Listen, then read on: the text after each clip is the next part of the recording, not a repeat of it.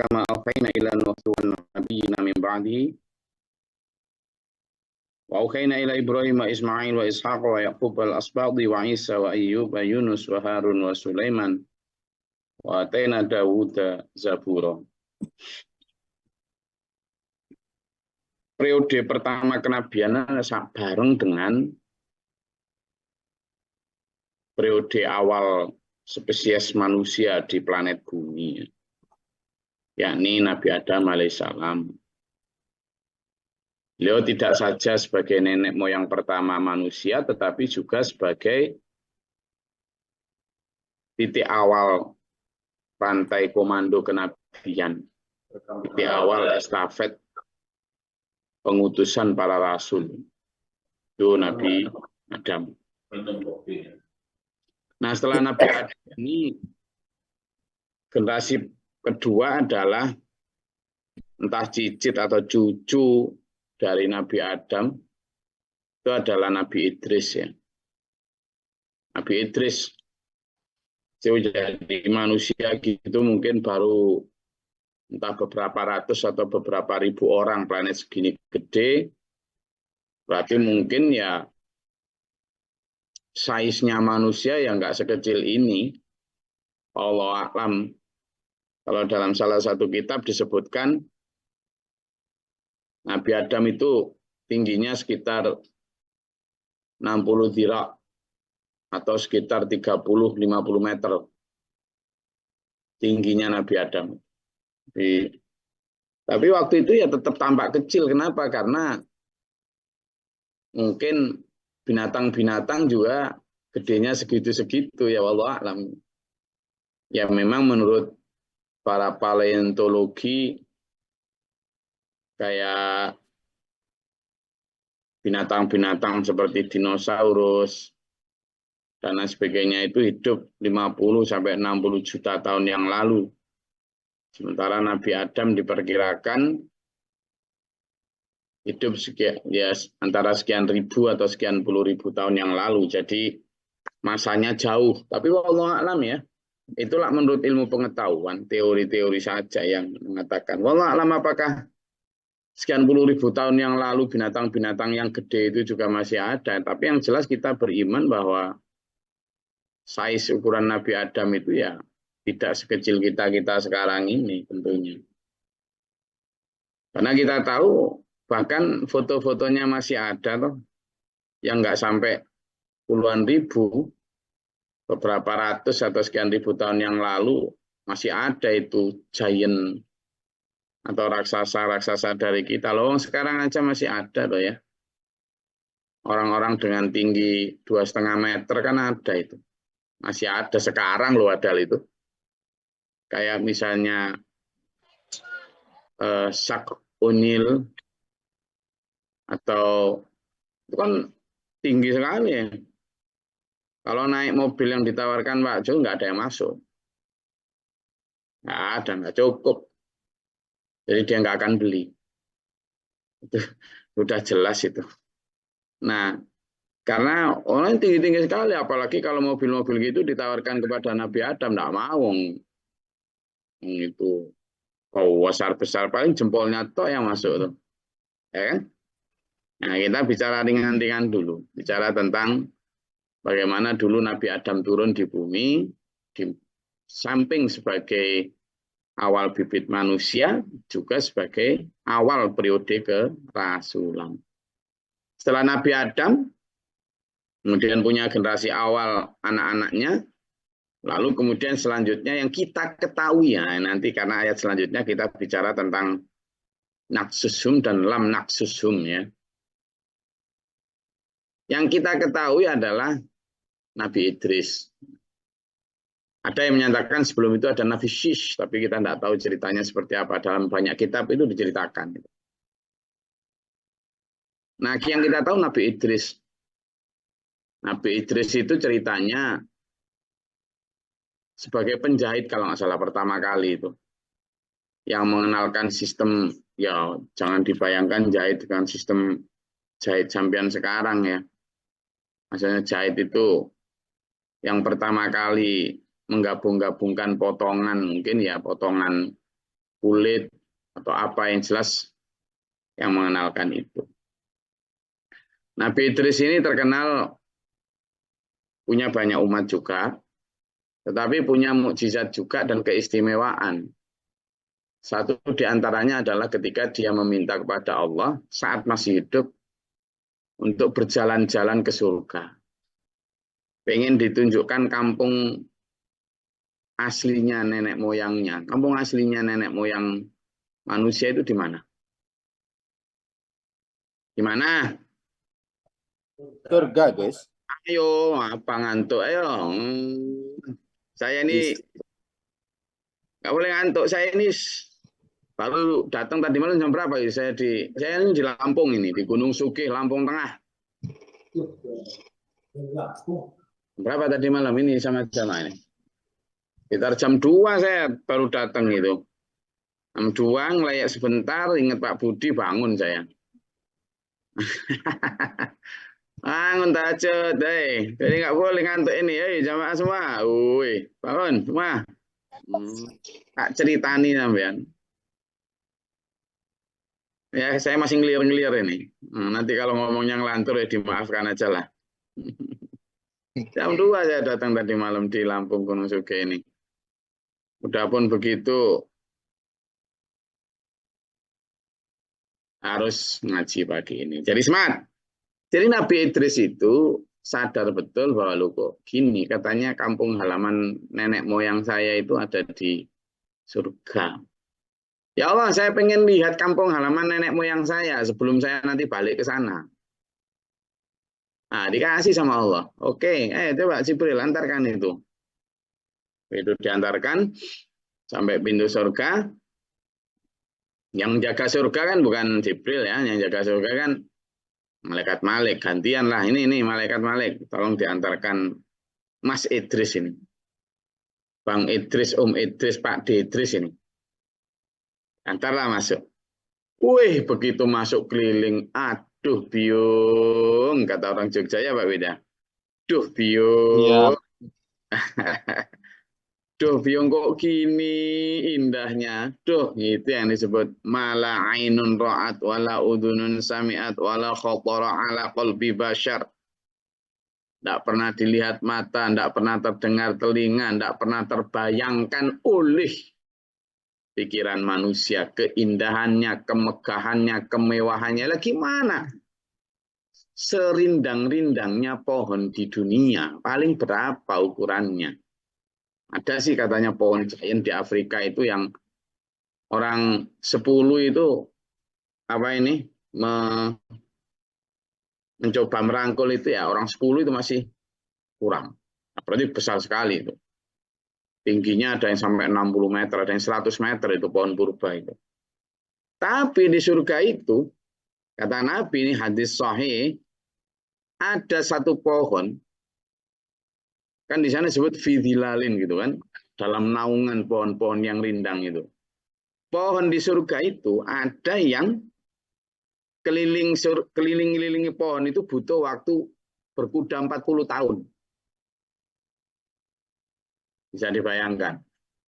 Loh, gitulah. Jadi Nabi Idris begitu masuk, belum lagi keindahan yang lain. Lihat di dunia orang yang paling cawantauik, ternyata masih ketek nangop, ngiler, ngeden. Pemenenek turun nang mbek. Apalagi kalau pas ngantuk sandaran di gedek itu sambil mongop.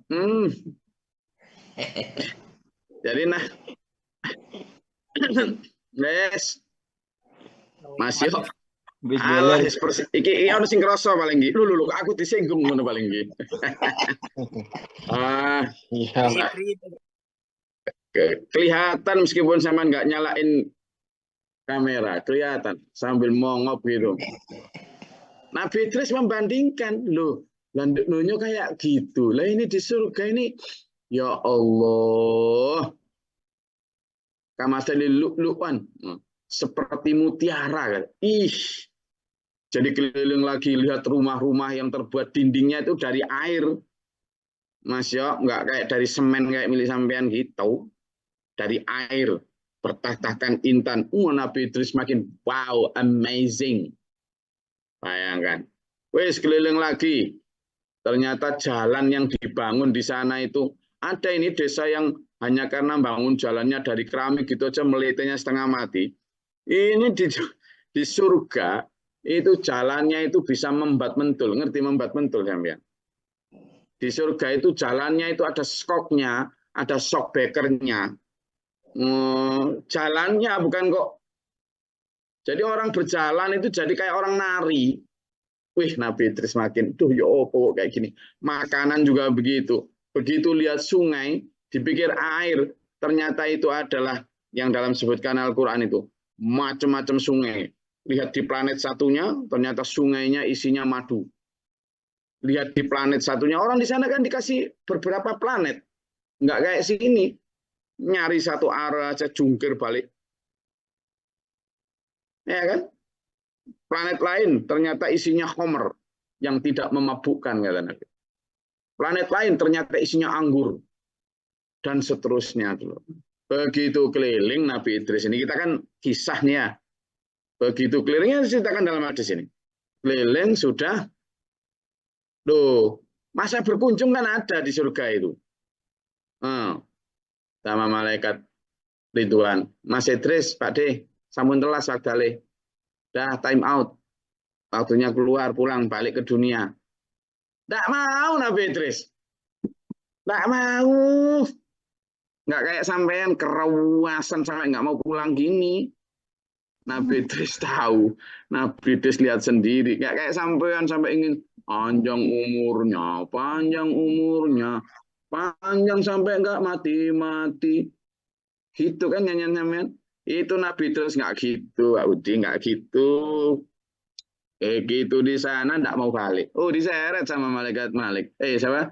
Ridwan. Belum waktunya Pak Idris. Saya balik dulu. Nggak boleh kayak gitu. Itu nggak sesuai dengan hukum alam. Gitu kan?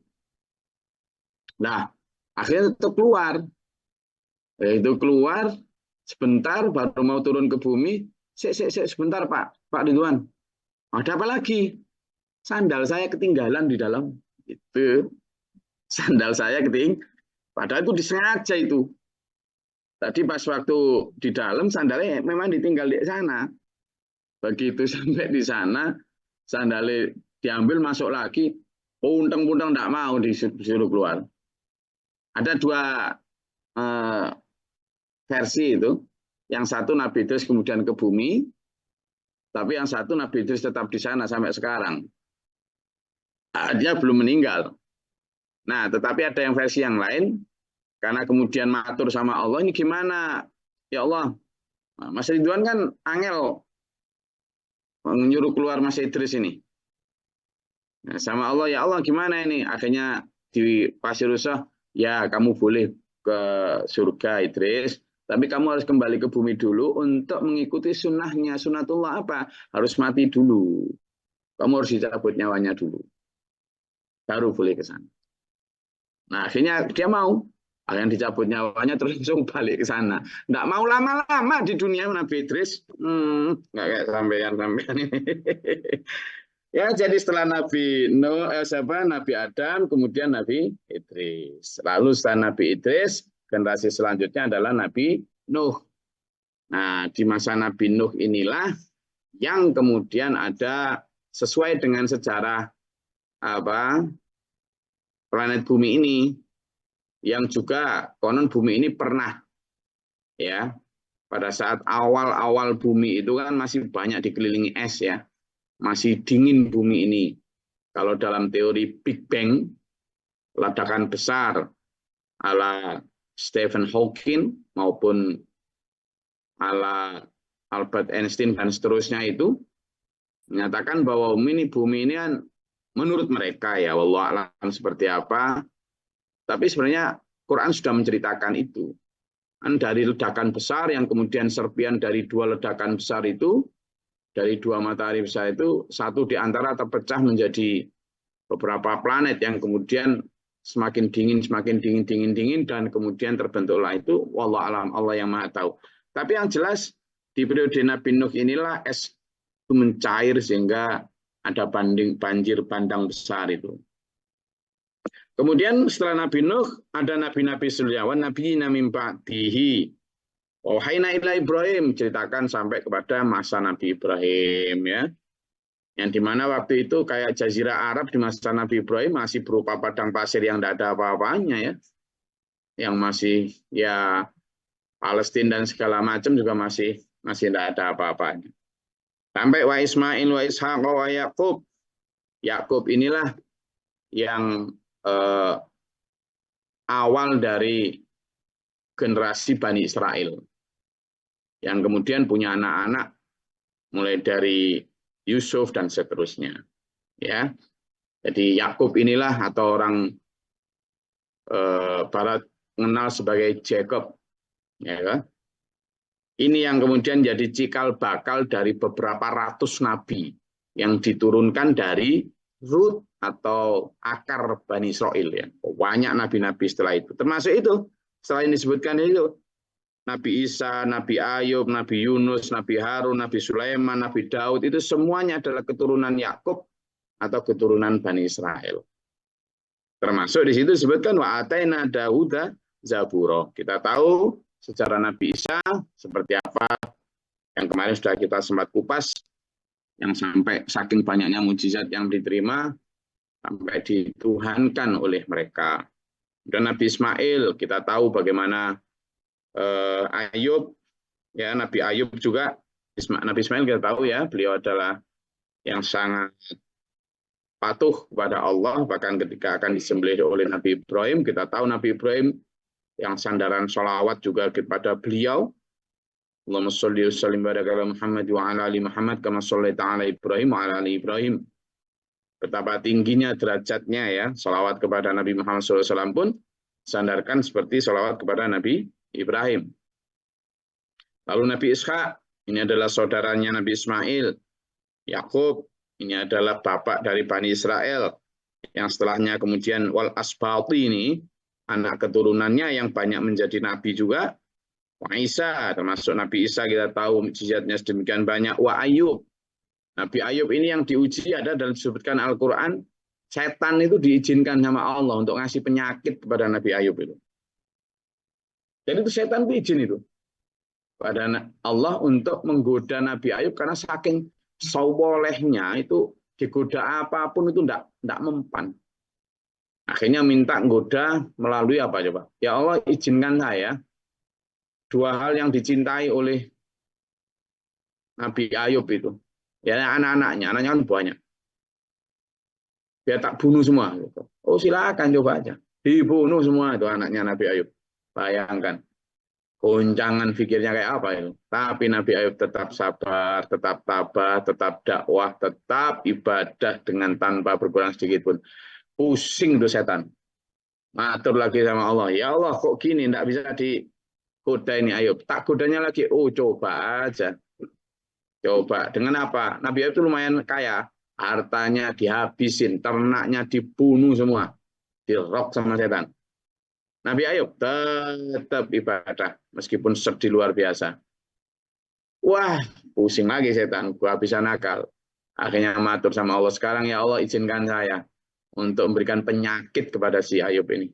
Wah, dikasihlah penyakit kulit yang sangat ya hampir menghinakan lah sampai terusir dari kampung dan sebagainya. Nah, itu ceritanya sampai akhirnya karena kesabarannya kemudian oleh Allah disembuhkan penyakitnya.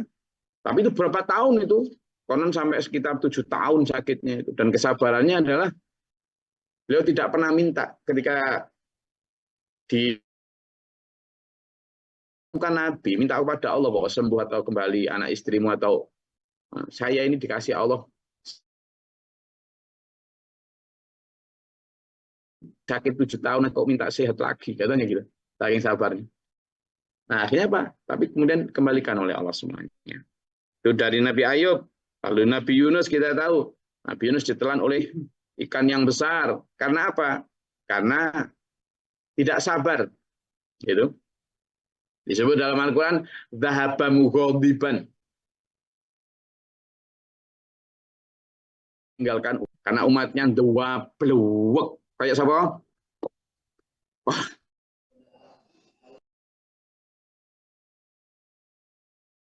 dituturi. Oh, kayak siapa? Di depan saya ada yang ngomong kulo Gus gitu.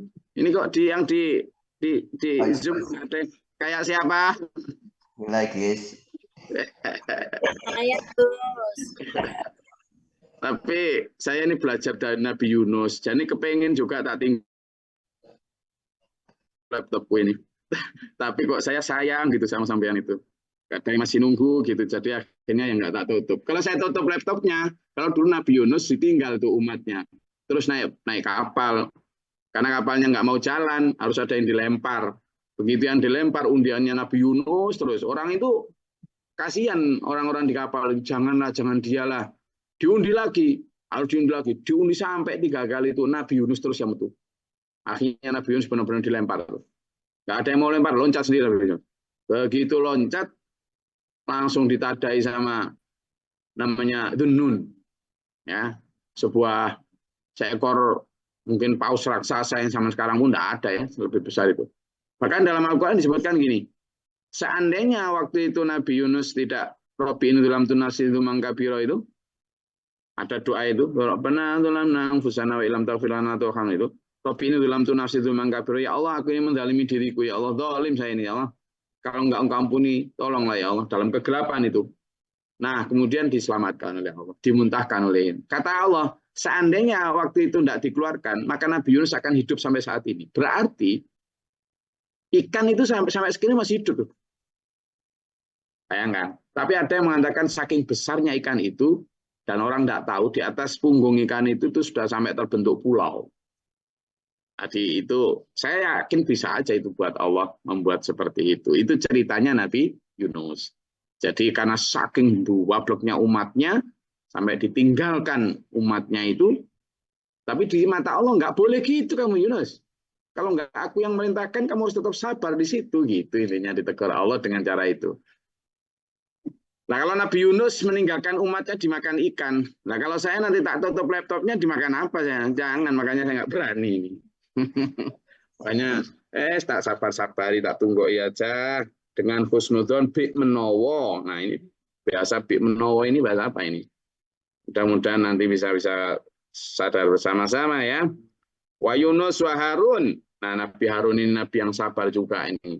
Nabi Harun ini satu di antara nabi yang dinabikan atau dijadikan nabi itu berkat proposal ini. Proposalnya siapa? Proposalnya Nabi Musa. Jadi Nabi Musa itu punya lidah yang agak pelat ya, bukan pelat, tapi kalau ngomong itu agak terbata gitu, jadi kurang lancar. Sehingga beliau menyadari Allah, mbok saya ini dikasih pembantu lah, wazir, dibantu pembantu.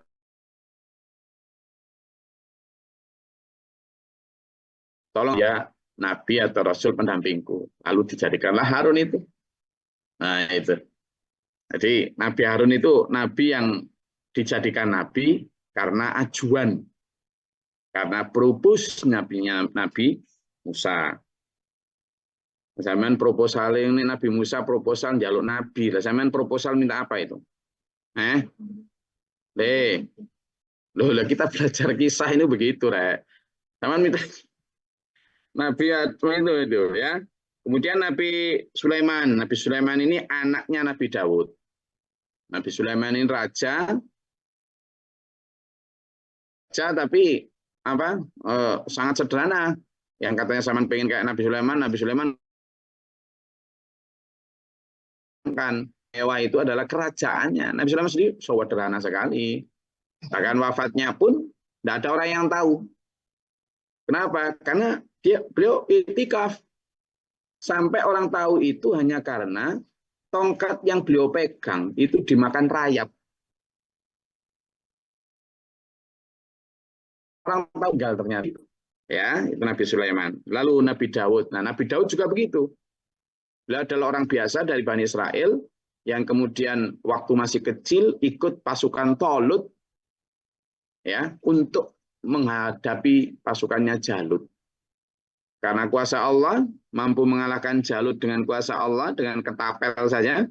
Lalu karena sudah menjadi bagian dari pasukan itu, awalnya nggak boleh itu ikut pasukan itu masih kecil. Tapi karena bisa ikut, akhirnya menjadi satu panglima perang, kemudian sampai menjadi raja. Ketika Nabi Daud jadi raja, sempat ditegur Allah itu.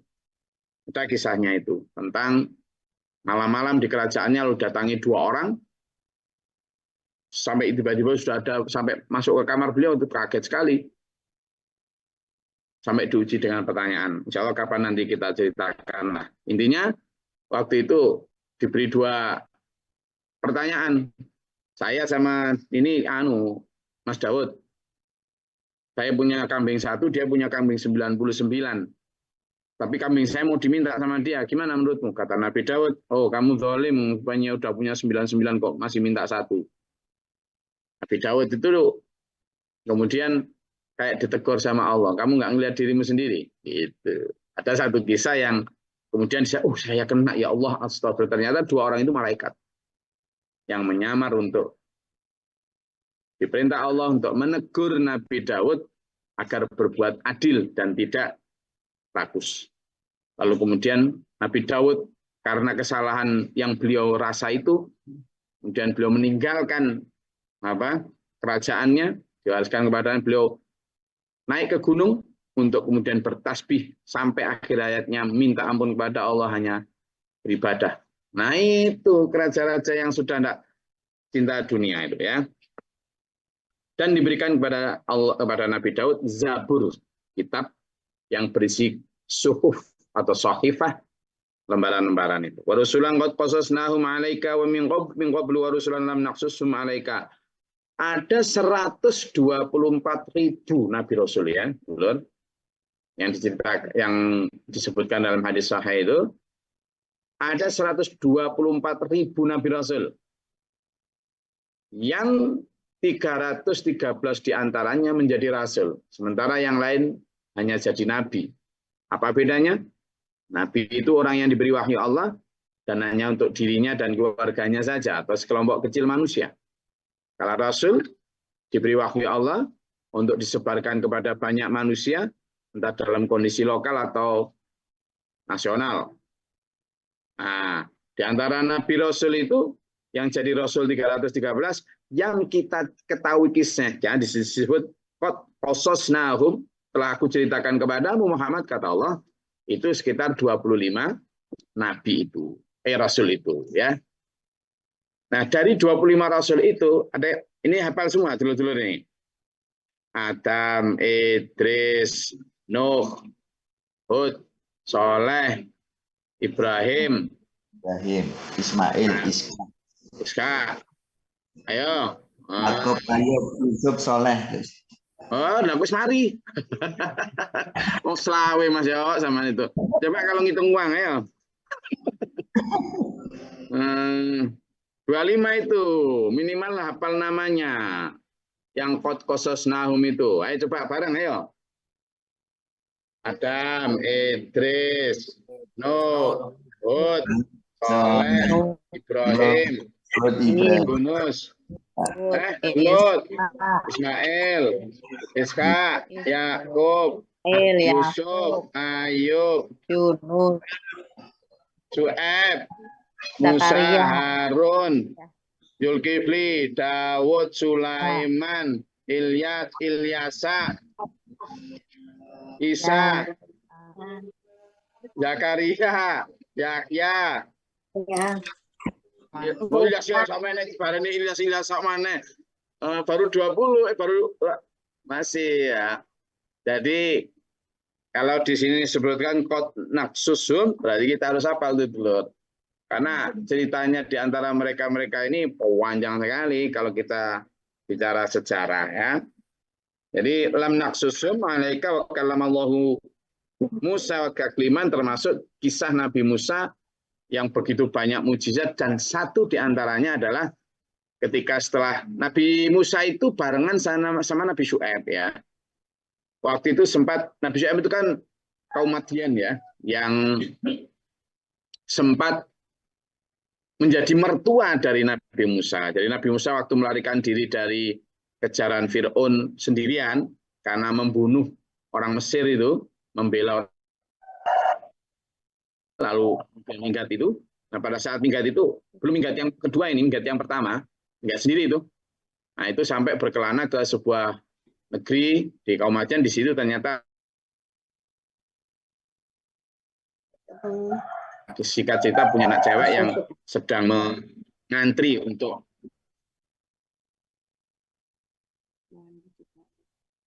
Air.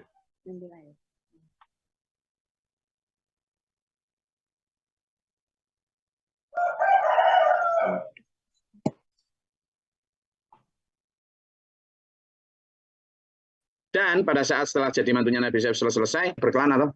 Nah, berkelana itulah di satu gunung itu waktu mau nyari api untuk unggun untuk itu dipanggil sama Allah, ana rabbukum. Itu.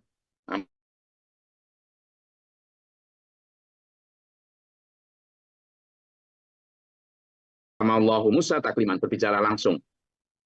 Tapi yang nggak bisa langsung karena memang di situ juga diceritakan ketika Nabi Musa minta ketemu Allah, kamu nggak akan bisa Musa lihat ketemu aku.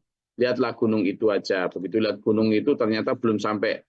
Nah, karena zat Allah tidak mungkin dirasa ya, hancur lebur gunung itu. Akhirnya Nabi Musa pingsan. Setelah pingsan bangun kemudian menyadari Allah, ampuni dosa-dosaku, aku telah zalim, telah meminta apa yang aku tidak mampu. Nah, Nabi Musa, kemudian Rasulullah mubasyirina wa mundhirina. Ini yang penting, Nabi Rasul itu punya tugas dua, yakni basyiron wa nadhiron. Sebagai pemberi peringatan dan sebagai pembawa gembira surga. Di Allah yakuna linnasi 'ala Allahi hujjatun ba'da rusul, supaya nanti di akhirat manusia enggak, ya Allah, enggak ada rasul ke tempatku. Enggak ada gitu, semuanya dikasih rasul. Wa kana Allahu azizan hakimah, dan Allah Maha perkasa lagi Maha bijaksana. Kalau bicara rasul panjang ya, makanya waktunya sampai mau habis. Oke, ada yang mau disampaikan? Silakan. Konten gue. Ya Pak Yayan. Assalamualaikum warahmatullahi wabarakatuh.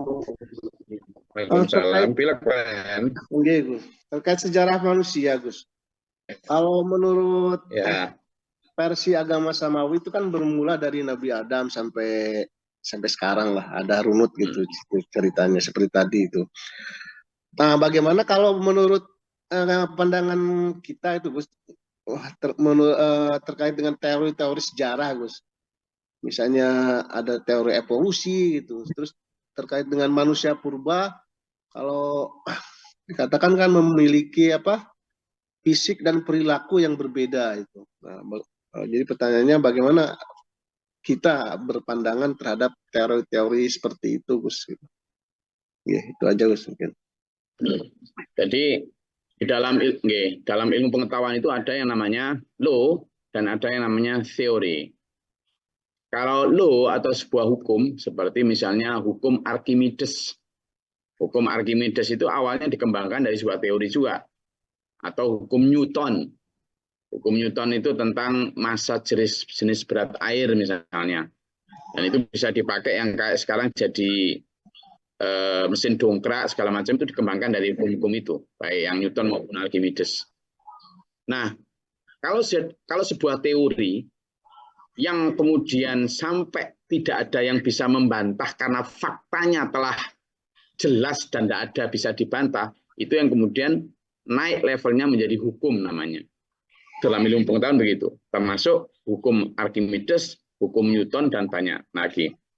Tapi kalau dia masih debatable atau masih diperdebatkan salah benarnya, karena masih banyak celah untuk bisa dibantah, atau bukti yang dikeluarkan itu kurang kuat, misalnya tentang teori Charles Darwin tentang evolusi manusia, bahwa manusia itu awalnya bukan hanya dari kera itu, tapi dari ubur-ubur itu, yang kemudian dia makhluk air seperti cebong gitu, kemudian awalnya di air, lalu kemudian naik ke darat, lalu naik ke darat jadi vertebrata, setelah dari vertebrata lalu kemudian bisa menjadi kodok, dari kodok kemudian bisa ini.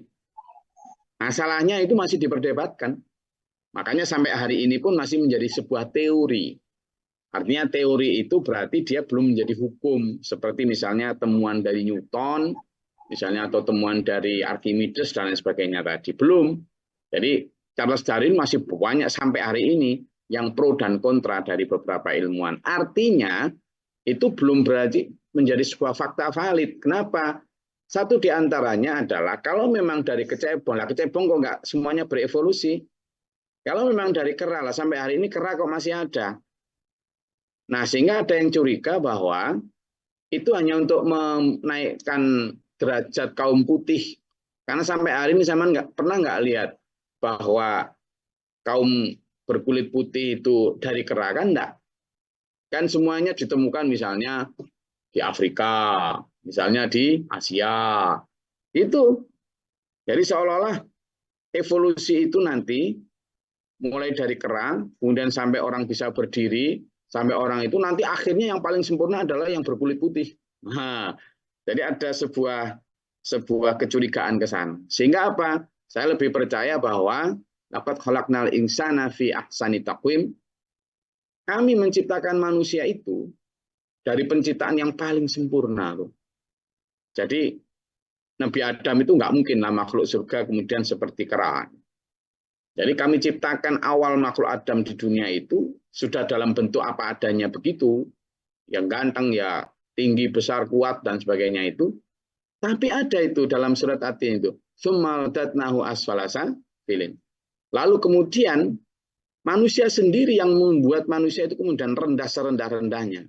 Kalau kita kaitkan dengan ayat lain tentang kisah Bani Israel yang ketika dia melanggar larangan wala ta'du fis sabti, jangan kau melanggar batasan hari Sabtu, tapi mereka masih melanggar, lalu kemudian dikutuk kunu qiradatan khosiin, jadilah mereka kera-kera yang hina.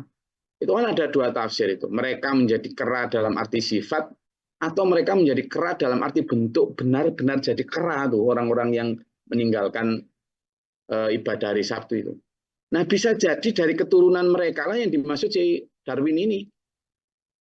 Karena mereka mungkin dendam masa kok Bani Israel yang disuruh jadi kera. Manusia semua ini yang kera. Akhirnya dia bikin teori itu, bisa aja toh. Gitu.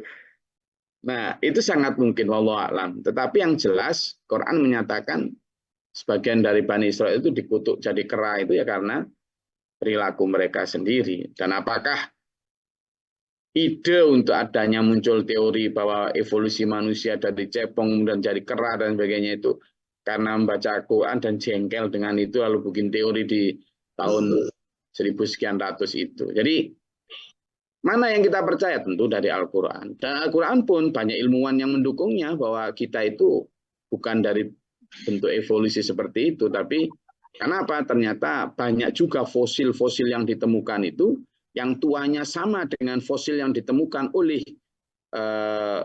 Charles Darwin di Pulau Galapagos. Itu ternyata banyak yang lebih tua dari itu, tapi manusia tetap dalam keadaan sempurna seperti sekarang. Artinya bantahan terhadap teori evolusi Darwin itu juga banyak. Gitu Pak ya. Koyoke teorinya itu teori koyoke gitu. Ya itu. Nah, makanya tadi saya sebut itu kan. Atau bahkan teori yang dibangun dari rasa dendam ya. Yang tadi saya sebut itu. Charles Darwin kan orang Bani Israel, Yahudi. Jadi Albert Einstein, Charles Darwin itu orang-orang cerdas itu. Orang-orang cerdas dan ya tapi mereka membangun teorinya juga ilmiah banget. Dengan penelitian, riset, apa, segala macam gitu. Makanya ada yang masih percaya dan ada yang tidak. Oke? Oke, karena Pak Burman sudah menyandarkan dan Pak Budi dan menyandarkan ke dinding, berarti itu sudah kode bahwa gegerku wis kenceng. Makanya kita harus ya. Saya rasa cukup ban ini. Juga sudah banyak yang harus berangkat kerja, meskipun hari Ahad, saya di Gunung Sugih ini. Mau kumpulan sama dulur-dulur untuk tata letak masjid, karena material juga sudah kita datangkan. Ini harusnya tadi malam saya harusnya mampir Mas Yok ini untuk tak ajak ke sini. Oh, lupa saya. Atau saya akan berangkat ke sini Mas Yok, tak tunggu. Semoga Allah merahmati kita dan menuntun kita dalam siratal mustaqim ila akhir. Minallahu sholli sallim barakallahu sayyidina. Allahumma fir lil mu'minin wal mu'minat wal muslimin اللهم اهدنا فيمن هديت وعافنا فيمن عافيت ولنا فيمن توليت وبارك لنا فيما أعطيت وقنا شر تبارك ربنا وتعالى لك الحمد لله ما قضيت أستغفرك وأتوب إليك اللهم ادفع عنا البلاء والوباء وقد الحسن من نفسنا ربنا نجينا ولناس كبنا من ربنا من فاكتبنا مع الشاهدين ربنا لا تزغ قلوبنا بعد إذ هديتنا ربنا واجعلنا مسلمين لك ومن ذريتنا أمة مسلمة لك وأرنا اللهم افتح لنا باب رحمتك اللهم أنزل لنا رحمتك ربنا آتنا في الدنيا حسنة وفي الآخرة حسنة وقنا عذاب النار سبحان ربك رب العزة عما يصفون وسلام الحمد لله رب العالمين والسلام عليكم ورحمة الله وبركاته Waalaikumsalam warahmatullahi Warahmatullahi wabarakatuh. wabarakatuh. اللهم ارحمنا بالقرآن